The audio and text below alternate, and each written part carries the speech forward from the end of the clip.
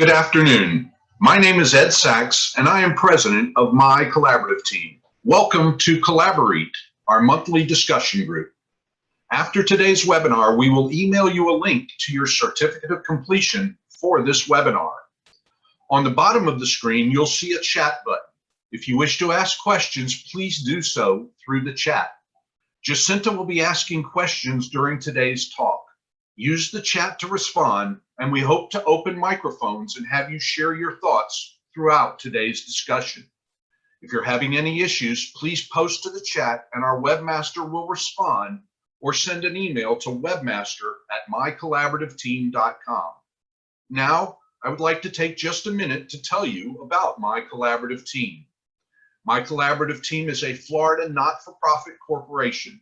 Our mission is to provide marketing and educational opportunities for our members in building more successful collaborative practices, utilizing our digital and virtual marketing outlets.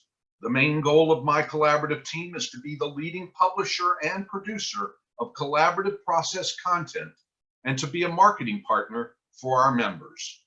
We provide our members the confidence, assistance, and platforms they need to distinguish themselves as collaborative professionals. Our newsletter is distributed to over 15,000 family professionals across North America, including 6,000 collaboratively trained lawyers, mental health professionals, and financial professionals 2 times per week. We invite you to check out our website at mycollaborativeteam.com. We hope you'll join us and support what we are doing. And now it is my pleasure to introduce our CollaborEAT host for today, Jacinta Gallant. Jacinta is a respected Canadian collaborative lawyer, conflict trainer, mediator, and innovator in her field. She is recognized internationally for her insight and experiential approach to teaching and managing conflict, and has been welcomed as a trainer throughout Canada, the United States, Europe, Australia, and Southeast Asia.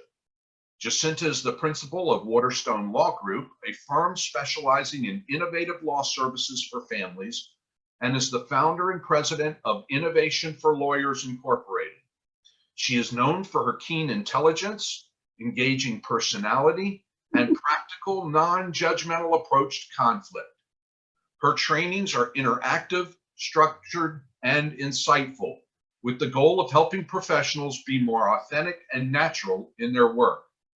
She is a former member of the board of directors of the International Academy of Collaborative Professionals and a trainer with the IACP training faculty tasked with delivering interdisciplinary collaborative practice training throughout the world. She is the founder of Collaborative Practice on Prince Edward Island and is a leader in the national and international collaborative practice community. Now, live from COVID-free Prince George Island, Canada, Jacinta Gallant. Wow, I don't even know what to say now. I just want to let everyone know I didn't send in the bio and say, hey, Ed, could you please say that about me? Here I am in Prince Edward Island, east coast of Canada, with pandemic hair, just like everybody else.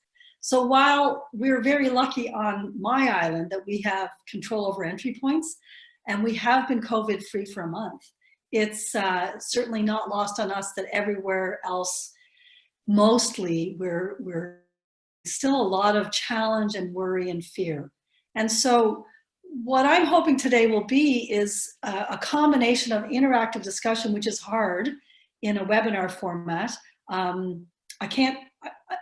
instance, I can't see you at all. I can't even see the boxes with the people who are joining this webinar. So I feel a little bit like those musicians who have been up in their attics or garage performing and trying to imagine the crowd that's out there. So please know that it's really, really my pleasure to be here with you. And I'm hoping that we can talk about some stuff and figure out a way, particularly now, because I think now more than ever, we need to stand out as innovative, collaborative professionals who care deeply about families. And so what I really respect about My Collaborative Team is the commitment to helping us, that's all of us, stand out so that families can find us and benefit from the work that we do. As Ed said, I'm a trainer, and I've been lucky enough to be invited to, well, really many parts of the world to deliver conflict training, collaborative training. And I can honestly say everywhere I go, people worry about the same things. They do. How can I get more cases? Because I really, really want to help families. How can I deal with the challenges in my own practice group around mixed levels of ability or even mindset towards collaboration? And how can I bring in the client? So I like to think of this 1 hour that we have together as more about how can we bring in the client? How can we reach out when right now shouting out probably isn't the most effective tool? And so I'd like to get started by asking some questions of this group. And for the first 2 questions, I'll ask you to just submit your answers in the chat box. I'm going to open it so that I can see. The first question is, what are the challenges facing the clients that come to us, no matter what your profession is? If they're coming to us, what are the challenges they're facing? They're going through a separation and divorce. They're stressed. They're worried about their kids. They're afraid, they're fearful, they're experiencing pain and loss. They're worried about money. They're looking at, in this pandemic, all the economic uncertainties that are caused by COVID. They can't predict the future. They're focused on their kids. They're worried about money. They're worried about their own safety. They're worried about the virus. They're worried about the unknown. They're worried about being able to afford to work with us. They don't know what to believe. They don't know the benefits of the collaborative work. Okay, so next question. What do we as collaborative professionals offer? A very specific one, that there's pandemic specific fears around contamination of children and what happens in co-parenting. So I'm going to ask, and one other COVID thing is financial issues around challenges about income, what our future will be. You know, I'm in the middle of a process with a couple whose entire livelihood depends on travel. That's their business. And so having to deal with people who are, you know, in January or February working with us in one way to now be looking at their changes. Okay, so we get it. Those are the challenges. What do we offer? Next set of questions, what do we offer our clients to help them face their challenges? Support on all levels to assist with their fears, emotional, financial, legal help. We educate. We provide a safe environment for sometimes very difficult conversations. We provide a roadmap. We provide compassion, better ideas, a better path forward. Peace of mind. We allow the clients to set the pace. The interdisciplinary approach shows how much we care about families. And the ability to tailor the solution to their situation, which can allow for so many wonderful approaches now that we're in this uncertain time. And so with all of this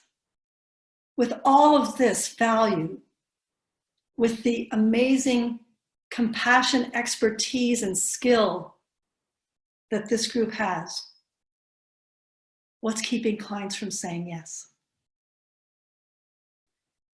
We've all experienced that moment where a client is resisting us. Because I'm going to assume that everyone here has had lots of successes, or some successes at least, to say that clients are saying yes when they're offered this amazing process. And so some of the chat box answers are there. I'm wondering, Ed, could we open it so that a couple of people could offer their own perspective on why they think people aren't buying? So very specific and short answers on what is it that's preventing our clients from saying yes when we offer this to them.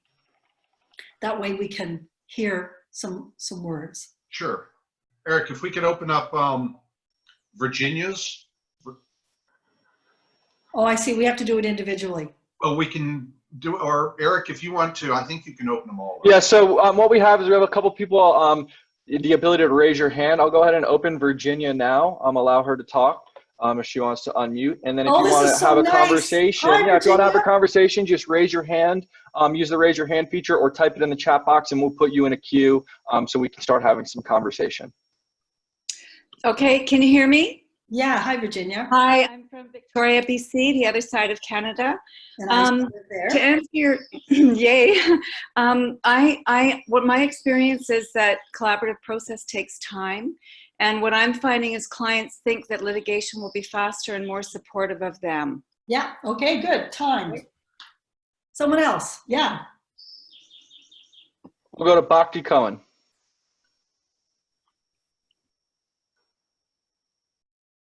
So I'm gonna just, while we're waiting for people to weigh in, I'm gonna look at the chat box. Some people are resisting, there's a resistance to cost. Okay, how much it's gonna cost. Tick that box. Can you hear me now? We can. Yes, we can. Okay, good.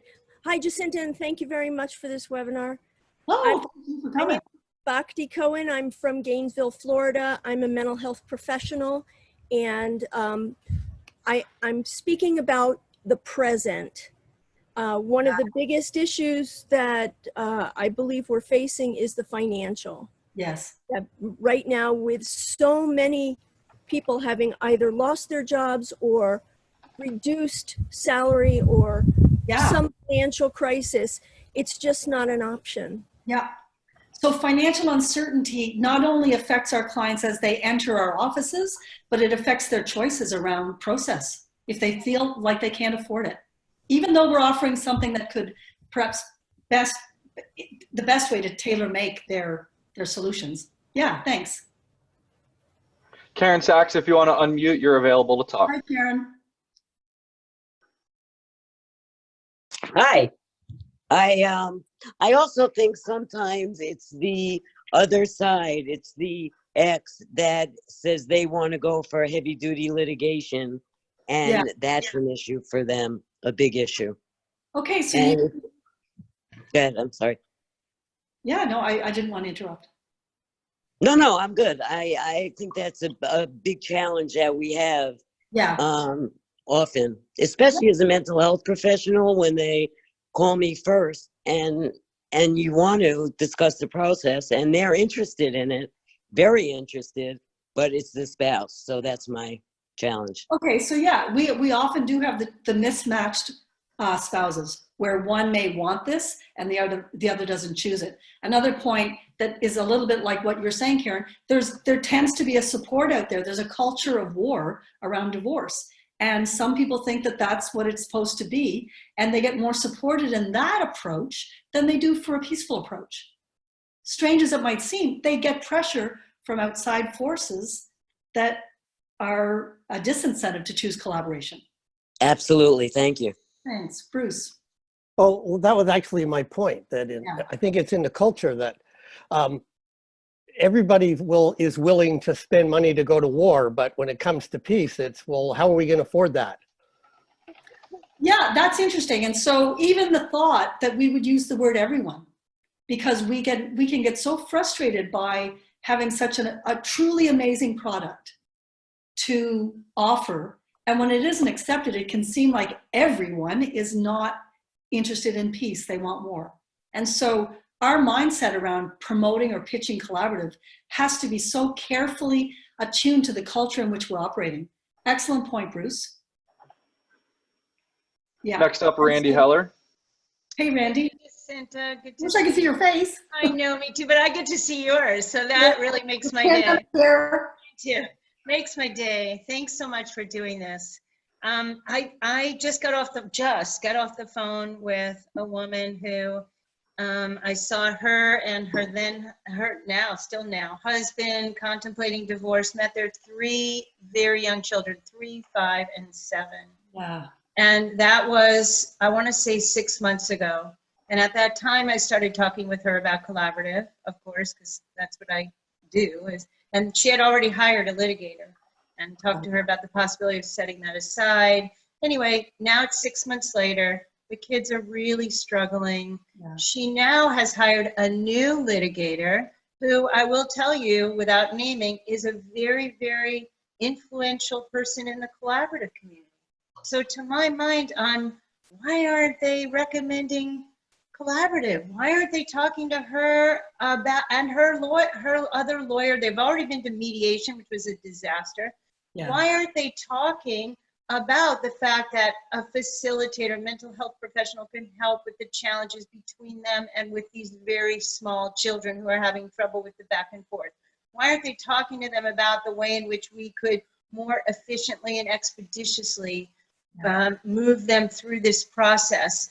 Or possibly, let's just say the possibilities. And the fact is that I think, you know, as much as this sounds so cynical, but you know, we're all in a financial unknown at this time. So is it that this collaborative person thinks, oh, I could make a whole lot more money if I keep filing motions? Or Yeah. I don't know what the answer is, but I have to wonder, why wouldn't this person? And so, you know, I stepped in and said, well, let me talk to you about collaborative again.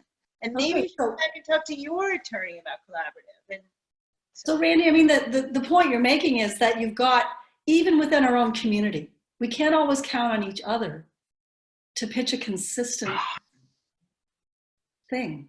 That we have expanded our numbers around the world, and yet we will continue to have the challenge of having other collaborative colleagues who may or may not get it, and for whom, when clients enter their offices, they might be seen as something that they need to use in a different process for whatever reasons. And so when we think about now, I want to move on to the next question.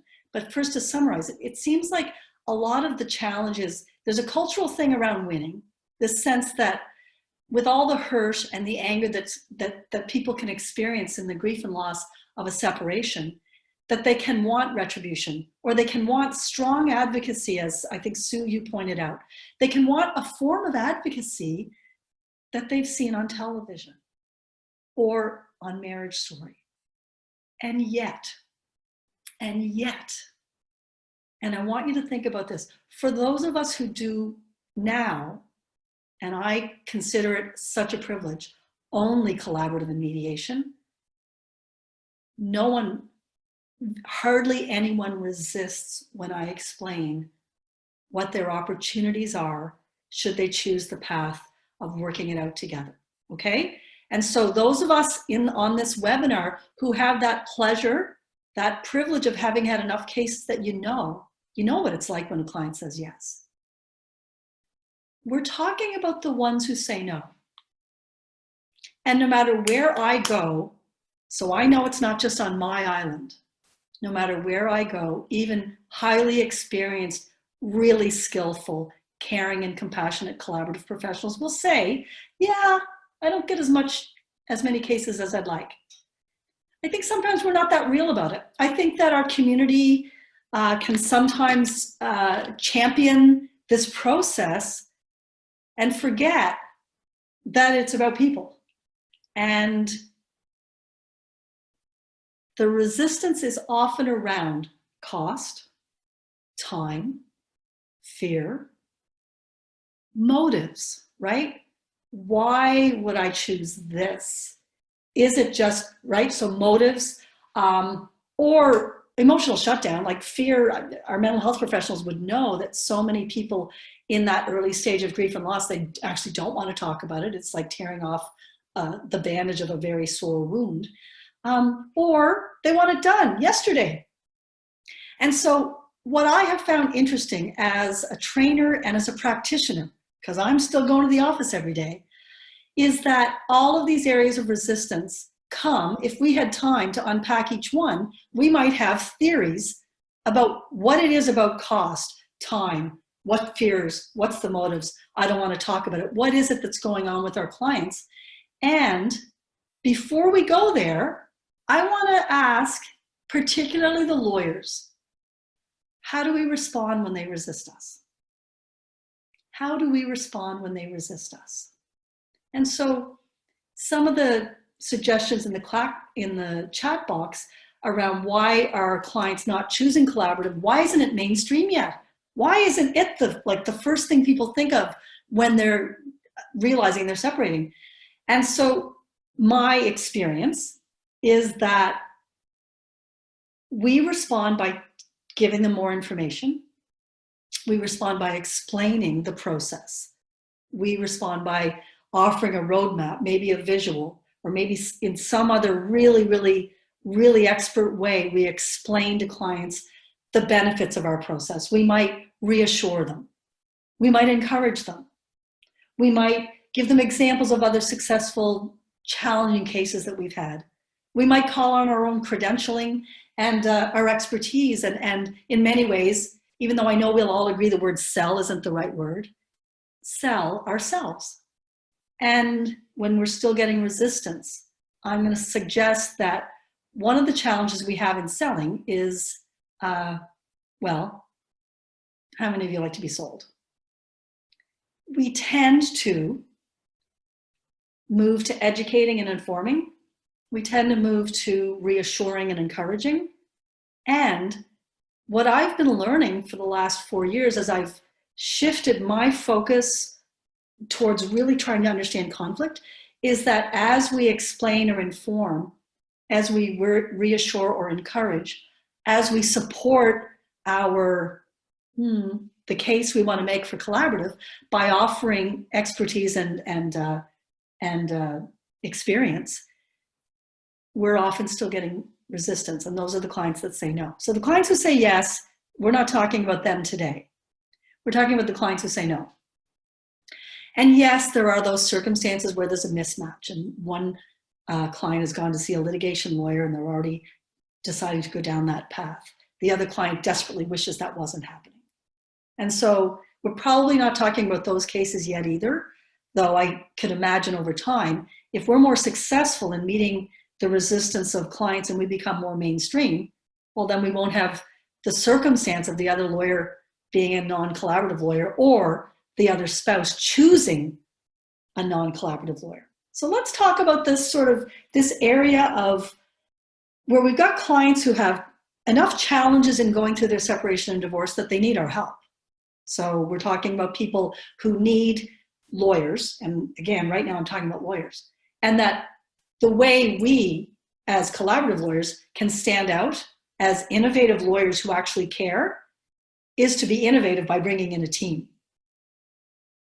As far as the legal profession has not innovated in, I don't know, centuries, the biggest innovation I think that we have made as collaborative lawyers is to bring in teams. And so one of the ways for us to be thinking about that is to understand what our mental health professionals know is that if you meet resistance with more information, you're often going to just increase the level of resistance. If we reassure someone who's extremely panicked and worried, that might help some people, but for the most part, it may feel like we're minimizing the distress that they're in. All of these things that we intuitively think will help, well, they sometimes don't. And so 4 years ago, I started looking into this in my own practice. I found that those of you who have known me for many years may remember, and I'm probably still doing it all the time, this whole thing, I'm like, curiosity's changed my life. It truly has. My experiment with the curiosity has led me to, yeah, thanks, yeah. Sharon's saying we need to find out what's going on for them, ask, learn more from them. And so one of the challenges I think we face, particularly when the entry point for collaborative is through the lawyer's door, is that there's a lot of pressure for us to be really productive in that first meeting. So let's not minimize the fact that price, time, fear, motives, I don't want to talk about it, I don't want to tear off that wound, the bandage, or I want this done yesterday. As much as those are legitimate explanations for what might be going on with our clients. If we meet that objection or the resistance with information or encouragement or reassurance, we're missing the chance to learn more. And so think about a time when you've been very upset in your own life, personally or professionally, and you've really felt overwhelmed. You're truly not sure what to do. Just take a moment and think about that.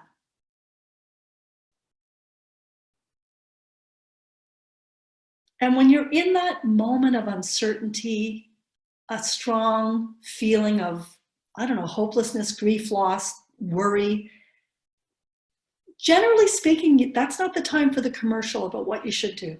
Generally speaking, we don't first want to be told how we could solve the problem. We first want to be heard and understood. And so while we know in our minds and in our hearts that selling collaborative is not usually going to work where there's resistance, we're also facing the reality that in some ways we've got,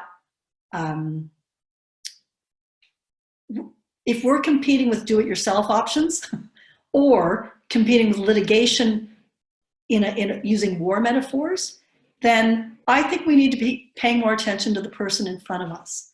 And that while you may know this, this is about a marketing piece. How do we promote collaborative practice so more clients will choose it so that we can enjoy going to work more? So when you think about that, Ed, is there a question that needs to be managed? Jeff Wasserman is just up with a comment still, so I'm not sure if you wanted to get to that. Sorry, Jeff. Would you like to say something? I'd like to make a couple of points here. Sure. Number one, thank you. This is excellent. The first is basically an observation. We are dealing right now primarily with a one-on-one situation with a client who comes into the office. Some of the clients come into the office looking for a collaborative divorce, and other clients come into the office looking for a divorce. And I've been practicing over 45 years now.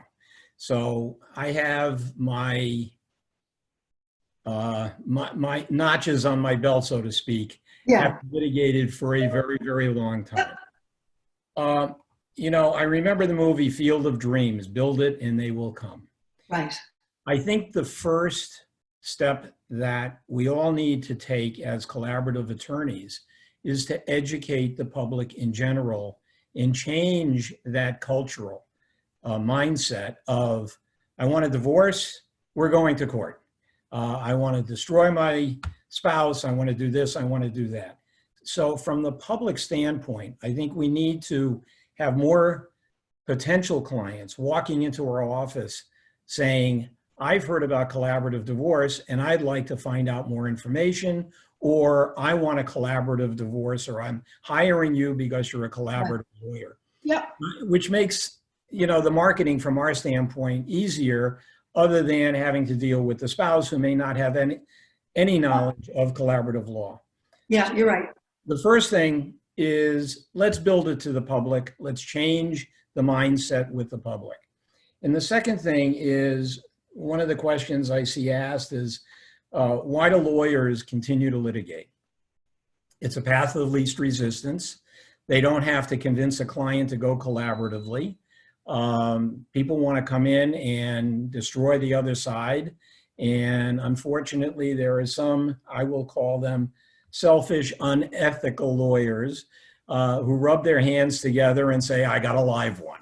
And, yeah. And so I don't think they're on this webinar. Well, and they're not. And the way we change them is to change the culture itself, where the public is asking for a collaborative law. Right, and I think, and so the point is, we want to change the demand for our services. Yeah. And one way to do it is for there to be a larger but effective public education initiative that helps people understand that we're here and we want to help. Because, I mean, and that's the challenge, isn't it? How do we do that? And so today, what I thought we'd talk about is, how do we do it one client at a time? Okay. And the reason is, Jeff, because you're absolutely right, but many of us on this call have been involved in the organizations that are building this movement, right? And so I remember all of the effort. I was on the first public education committee for IACP, and that was, oh God, 16 years ago. And the public still doesn't know about us. Marriage Story didn't even mention collaborative. There was an ineffective mediator involved and an ineffective therapist. Weren't you all disappointed by the opportunity lost there? And so for today, because I've only got a little bit of time, and I really want to make sure that we understand that what I'm hoping you can do is, well, let it begin with me. And so I I think that what you're saying, Jeff, is absolutely right. And it's so easy for those of us who have done litigation, and I've done my share. In fact, sometimes I laugh that because I'm so damn collaborative and do a lot of this training work now, I can't wait for a good scrap. Every once in a while, I just like to have an argument with someone because that's what I used to get in court. And so those of us who have that background have a lens, we can peer into the world of our litigation colleagues who are still working in that way. We can peer into that world in a way that people who haven't lived that can. Just like as lawyers, when we offer information to clients to inform them about how really they won't get what they want by litigating and how damaging it is and how destructive it is, like a lot of people know that and they're still choosing that. And so what I want to talk about for the rest of this, what have we got left? A little less than a half an hour, is how you might get there. And I thought I'd start with my story. And it's funny, I don't know about the rest of you. Are you so sick of yourselves? Like, honest to God, all this Zooming so I've got the chat box, so I can't see my face anymore. I'm so tired of watching myself interact with people. And I'm trying to pay attention to the chat as well. Right, and so the challenges that we have are many. Children, adults now who are getting divorced because their parents got divorced, so they actually don't think there's another option. Education, yes. And reflecting and remembering that the very training that we get as lawyers, it's set up to be an adversarial thing. So what's making us choose it? Why are we doing this? If we're so unappreciated and we have to convince people to retain us to do the work that we value. Okay, let's ask that question. And so I think it's about us. I do. I think that there's all the other things too, but I think it's about us. And the idea that when we meet resistance, we think more information will help. And I know that sometimes it does. I mean, sometimes the resistance is the invitation to ask a really good question and learn something more, which you all have been trained to do and you do well, I'm sure. So I'm going to tell you what I did, okay? And I'm going to walk you through it as much as I can just to show you what I did as an example, okay? And it's important for me to let you know that this is one example. But the way I came about this was, having been on the Public Education Committee for IACP and working with Canadians on developing our own Canadian public education programming, blah, blah, blah, blah, blah. You've all been there as volunteers on boards trying to get people to pay more attention to what we offer because it's so fabulous. I kind of started to also reflect on what my clients' experience was working with me. And I also started asking my clients about their experience in collaborative, and particularly the cases that I felt were not so collaborative. We have them here. Is every case that you guys sign a participation agreement on like just beautiful, singing by the campfire, kumbaya? We've all had difficult cases, and we've all been, we've all been able to find a reason to explain the difficulty. And I could often say, I was tired of the fact that often the other partner, the other spouse, wasn't as well prepared for our work as my client was. Because part of my whole way of practicing is to make sure my clients are really prepared at a human level for the interactions we're asking them to engage in a collaborative process. And so I wasn't always happy with the way it went when we get into joint session if the other lawyer's behavior was challenging. And I could feel my own defenses rearing up, and I was sometimes responding in kind, and I wasn't happy about that at all. So 5 years ago, I did my last ever court hearing, which freed up a lot of headspace for creativity. And I want to say to everyone out there who's still litigating, don't worry. Like, for many, many years, I did it all. I did litigation too. But 5 years ago, I gave myself, that's the end. And I know not everybody's there. I used to hate it, actually, when some people would say, I only collaborate or I only mediate. And I'd think, God, I suck. So I started asking clients, and I started with my favorite clients. What did you like about your work with me? And how could I have helped you in a different way? What are the ways that I might have been able to help you that was better? I asked them these questions and I said, I'm really starting to feel like the time that I want to spend helping my clients prepare at that human level is robbed sometimes by the time we have to spend on, you know, explaining child support tables or figuring out, you know, add-on expenses or kids' expenses or how things will be paid for. I don't know. The things that I felt where I wasn't really bringing a lot of value, I felt made the client, because their fees would be the same no matter what we were talking about, it felt like we were sometimes shortchanging the preparation for the human piece of it so that we could get the law piece done, because I'm a lawyer and I've got to do that. And so in those exchanges with clients, the feedback they gave for the most part was that they valued their relationship with me. They valued the way I seemed to understand them at that human level.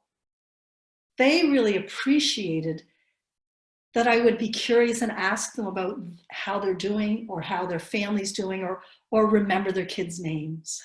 I mean, so what the feedback I was getting was that the clients that were my favorite clients, and I don't mean they were easy cases, I mean they were the clients that I felt I had the best relationship with, mostly appreciated me for being human with them. And the rest of it might have gone more smoothly because of that. They also offered to me that there were areas where they felt there wasn't the same value for money, because I asked. And so for some, particularly those who were really, really either tech savvy or good with money and finances, and even if they were working with a financial neutral, they felt that some of the information gathering stages could have been handled more efficiently if we had a better list or a better guide for them to do more of their own work. So we balanced out the conversation around where they saw that I brought tremendous value and where they thought that it wasn't so much value, okay? So there was more to it than this, and I'm not gonna go through the whole experience, but what I did was that I started to create something that I thought would help. And when I created it, I initially thought, I know what I'm gonna do. I really wanna help people be prepared for whatever process they're in, whether they're with a different lawyer or not, whether they're in whatever process. So I created a workbook that led clients through a lot of self-reflection and exercises that would prepare them as human beings to imagine the challenges they might have in conversation with either their other spouse or the other collaborative team members, or even with me. But I did it thinking as, and for those of you who know me, you'll laugh, as sort of an extroverted person who likes to have fun in groups, I pitched it as a workshop. So people could sign up in my community and they could come to a workshop where I would, in 2 3-hour sessions, take them through these self-reflection and valuing exercises with, I was explaining that it would be private, there wasn't this sort of group sharing thing, and it was gonna happen, they were gonna save money, they were gonna be better prepared for whatever work they do. Every single person who heard about this, who was not going through a separation or divorce, thought it was a fabulous idea, including the design people who helped me build the marketing and build the workbook and make it really inviting. Everyone thought it was a great idea. And no one who was going through a separation or divorce, no one else, no one thought it was a good idea who was going through a separation or divorce. So nobody signed up. Zero, absolutely no one came. And so we sat back, me and my 2 brilliant brand and design people. And finally, I said, guys, there's nothing, nobody's interested. So my one friend said, I think I know why. Suddenly, she was going through her own separation. And she said, there's no way I would ever go to a workshop. You guys may have tried this, but I want you to know that what I learned from that is something I should have already known because I thought of myself as insightful and wise. Well, not everyone's like you, Jacinta. Not everybody wants to come and engage in that way in the moment. So we decided to build an entire resource package so that the clients had this balance of working with me, and now we're using it in collaborative in our province, working with me and being prepared better to have that kind of meaningful engagement that I want for sure, because I know that will help me help them better. And that ultimately, even if they initially resist the part about exploring your own self, they actually like. And so what I want to do is show you how we took that and turned it into a brand that people can now, I think, before they show up on the doorstep of our office, they've already created a sense that they can trust that I'm there to help them, and that I want to do that in a way that my value is shown at every stage. And so it's really weird that I can't see any of you, but I'm just gonna share the screen, okay? Which means,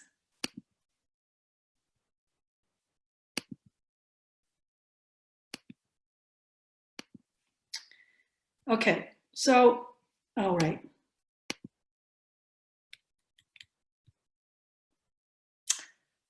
Okay, well, I had these slides. What I'm going to do at the end anyway is offer you, for those of you who are interested, to send some of the very specific links to where you can go to learn some of the pieces around dealing with resistance. And I might be able to come back to that. But the most important thing is I'm not sure we always ask. So what I learned from asking my clients about their experience with me, I learned how much they valued my asking rather than assuming, my checking in to make sure I'm interpreting what they're saying correctly rather than just going with it. And that so often our clients feel judged. But let me just show you what we're doing, okay? So out of this, the creation of this workbook, which is now available to be licensed all over, and it's being licensed all over the world, we branded our firm as a family-focused firm. And we chose the colors and everything like that, and there's our sign. So when people land on my website now, because I'm not offering litigation anymore, the first thing they get is this sort of our family in two homes message. And then I want you to know that I wrote the content for the pages that describe our services and everything else.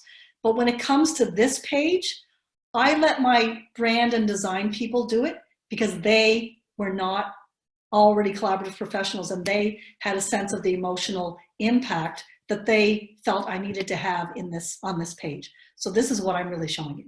So I would never have written it this way. I'm just going to scroll down. We still have a bit of time.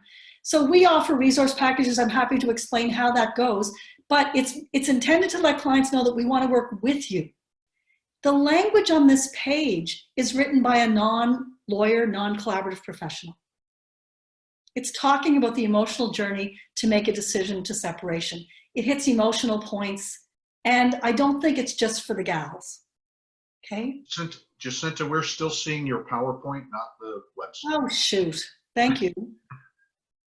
Okay. That's no good. Oh, I know what happened. Okay, I'm going to do it again.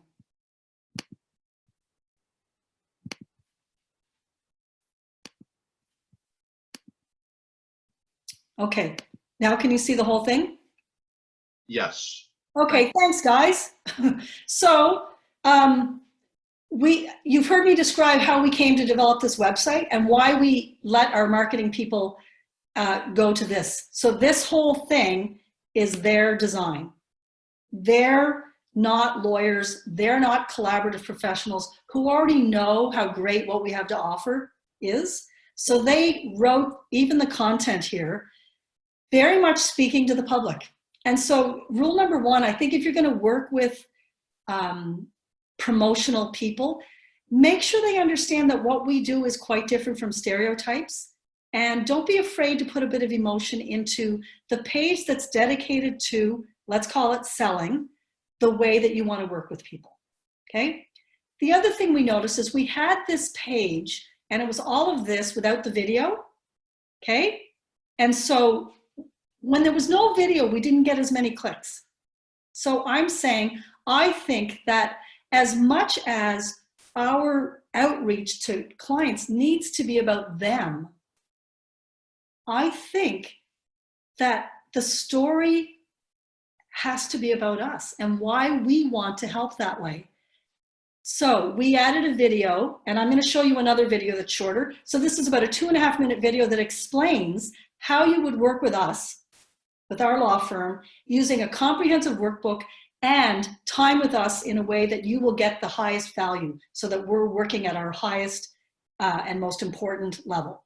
So then we have an inquiry spot. Now I'll tell you this, when we had different language here before and no one clicked it.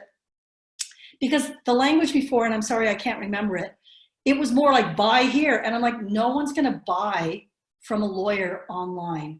And so this was the area where my marketing people didn't understand the public perception of any button that you click on a lawyer's website will lead them to the impression that they're gonna charge me already just for the click. And so I'm gonna finish the page, then I'll show you where we land. And so what happens is it explains that it's a resource package that allows you to work with your collaborative professional. In this case, I'm a lawyer, so with your lawyer, and very much articulated to say when it's time to decide what needs to go into your legal agreement, you'll have the knowledge and insight to make the best decisions for your family. Then click here. And so when they click, we say that we offer resource packages, and our clients, LOVE, love it. And I don't know if we're gonna have time to talk about this, but I want to strongly encourage you to think about ways to pitch what you're offering to take you a few hours down the road with your clients without going too far, and offer them the help. So on our page, we say, we want to provide you with highly valuable service in a way that respects your unique needs, hopes, and concerns. And if you watch the IACP Research Committee's webinar, the word respect should show up in every page of your website. Respecting the client for what they need. Respecting, I think in this pandemic, respecting their pocketbook. So I've never pitched this as cheaper, only better. And I'll tell you this, we used to have the pricing on the page. We took it off because we actually are enjoying more the idea that when they come to our office and we know they're going to use the resource package, we have a shorter first intake, because we want them to start doing some of the self-reflection exercises before they come back. But so we've changed the way we do it, and we don't put the price on the page, but we talk price immediately when they come in. So they have the 3 choices. There's our family in 2 homes if they're still raising kids, our family in a few homes, a few homes. So for people whose children are grown, but they still need to work out their separation stuff. And then we've got a workbook for couples who are cohabiting, getting married, and are starting their lives together, which is fun. Then lawyers, we only ask first and last name. We don't ask for the other partner's name because we want to do that conflict check just like we would in an ordinary thing. And we thought that a website form asking for too much information would lead people to not submit. So we're getting way more clicks since we've taken off the questions about the other spouse. We still do the same conflict checking and everything, okay? And we ask them, how do you prefer to be contacted? So that we receive the inquiry form when they send it in, and we know, oh, they want us to phone them or they want us to email them. All right?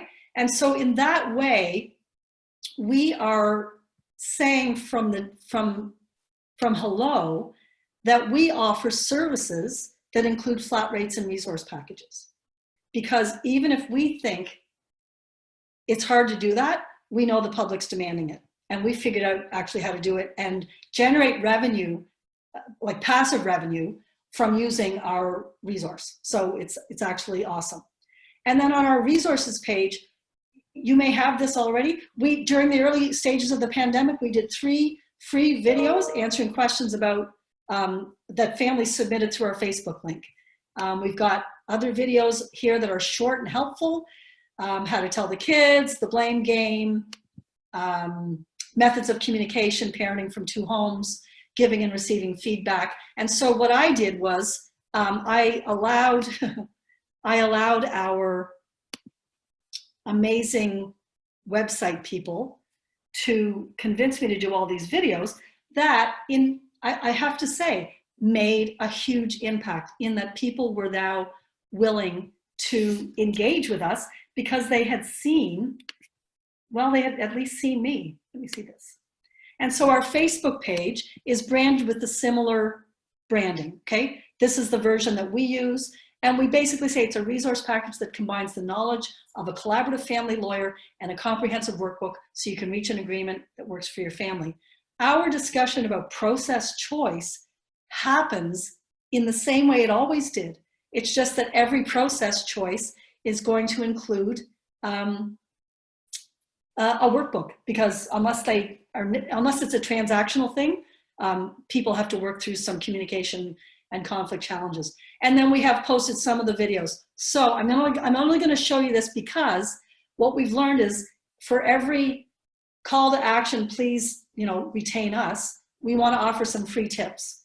And so this one is a free tip, meaning it's just a tip that people seem to think is helpful, that people who aren't going through separation and divorce say they liked. And it's branded to our firm. We didn't spend thousands of dollars on this, but I was comfortable doing video, so it was easier. Have you noticed that when you and your former partner are in agreement on something, you communicate beautifully? And when you disagree, you each feel like screaming in frustration and the communication feels very, very hard. The result is that often one person will send a lengthy email explaining and justifying why something should go a certain way, and the other person saying, could you just get to the point? Someone else just wants a quick text. The other person prefers a phone call. And so the conflict is not only about the decision, but it then becomes about the method of communication. So I don't want to spend the whole time just you guys watching a video, but what I want you to know is that it's truly made a huge impact. And so what I want you to be thinking about is, what's your story? Marketing people will tell you that it's all about the client. And for years, our public education committees have said, well, the media doesn't want to interview the lawyers. They want to interview the clients. So we're like, oh, are we supposed to put our clients out on the line so that we can do more rewarding work? I've never been comfortable with that. So what I think is important is that we show respect for the people that we want to have retain us in a collaborative process, and for lawyers in whatever other processes we offer. And that we can show respect by asking more questions and offering some tips that are helpful and short, because they're not going to watch more than, many people won't get past the first 15 seconds if it doesn't draw them in. But please know that the value of getting your story out there as to why you want to work this way can also be about you. That the whole point is that people don't trust lawyers for the most part. We're dealing with competition from do-it-yourselfers who basically are trying to keep people from seeing lawyers. And so I have learned, again, I'm sharing my experience. I didn't bother with social media until a year and a half ago. And suddenly I've gone from clients understanding that I'm a good lawyer and that I've been recommended to them, to clients who've been on our website, are following our social media, and know that they want the resource package.